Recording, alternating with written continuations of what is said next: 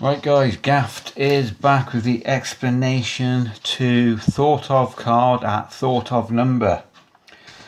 Somebody thought there was a force. It is a completely free choice, and I've already showed you this trick a couple of weeks ago, but this is a slightly different way of showing it, and I did change a couple of things which I'll show you. So it is a deck setup, and the deck is set ace of clubs king to king of clubs, ace of hearts to king of hearts, ace of spades to king of spades, and ace of diamonds to king of diamonds in the chased order.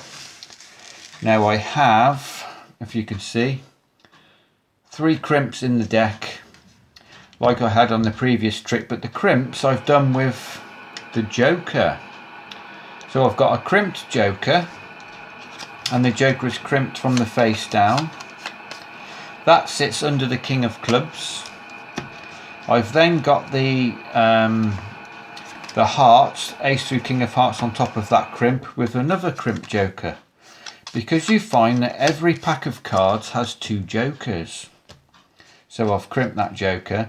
Now this crimp is on my jack of spades, so all the spades go above the hearts, and this jack is crimped because Gaffer always has a crimped jack of spades.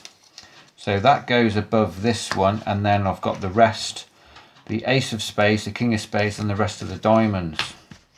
Why I've decided to crimp the jokers is because once you've shown this trick, if you want to then continue to show another trick, it might be quite awkward with all these crimps in the deck. So having the jokers crimped is a good excuse to get rid of the jokers after showing this trick. Right, I'm going to show you something else, but let's get rid of the jokers. Now if you get rid of the jokers, I am only left with my jack of spades crimp, which I can use for multiple tricks. So that's why I've got the jokers. So how the trick is going to work, spectator can name any card. Let's say they name a heart. I know if I cut the deck at the top crimp, placing all the clubs on the bottom, I will be left with all the hearts. Likewise, if somebody calls a spade, I know if I cut the deck at the middle crimp, put the clubs and the hearts on the bottom, I am now left with just the spades. So that's how the trick works. So the spectator can name any card. Let's say they name the 5 of hearts. I know if I cut the top portion at the top crimp, this is the clubs, so I put these on the bottom, I am now left with all the hearts. So all I'm going to do now is shuffle 4 cards into this hand. So I'm going to shuffle 4 cards. They've said the 5 of hearts, so I'm going to go 1, 2, 3, 4. I know that's the 4 hearts. This now is the 5 of hearts. So I'll place these into my hand, and then I'll just continue to shuffle. Now you can do normal shuffles, because all you've done now is shuffle the 5 of hearts to the bottom of the packet. You can now do some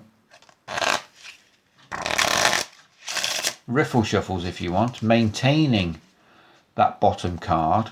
You could even do that again. It's probably advisable to do some proper good riffle shuffles, just so at the end when you show the deck it will look like a mixed up deck. So all that's happened is now the spectators called out the 5 of hearts. You've put the 5 on the bottom. They can name any number. Let's say the number they name is, I don't know, 27. One point in the trick when I nearly cocked it up is the fact that this 5 now needs to be moved back to the top. So you can just give it an overhand shuffle. This is just showing the spectator that these cards are all shuffled, and all you've done is shuffle your chosen card back to the top. Now they gave you any number, let's say it was 25, you're just going to count off 25 cards. 1, this is their card, 2, 3, 4, 5, 6, 7, 8, 9, 10, 11, 12, 13, 14, 15, 16, 17, 18, 19, 20, 21, 22, 23, 24. When you get to the 25th card, spectator thinks it's this card. Place all these on the bottom. You're now going to get a thumb break under the bottom card. Now you can say to your spectator, look, you named any card, you named any number. Without saying anything, I'm going to split the deck, and we've landed on this one card, the 25th card.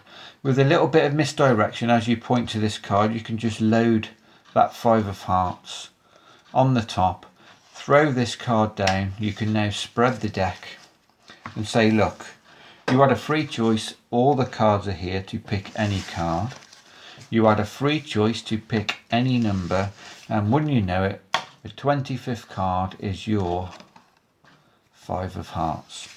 So that's how I did it, guys. It just involves a few crimps. Now if you want to continue on to another trick, let me just show you something else, but let's just get rid of the jokers. Oh god, let's remove the jokers. There's one, there's two. Give the cards a shuffle for me, spectator shuffles. You're going to find your crimp wherever it may be, cut it to the bottom. Right, call out stop for me. Stop right there. Remember this card. Remember this card. Right, we don't need these cards. Now you saw a card in the deck, it was shuffled. I've shown you a card.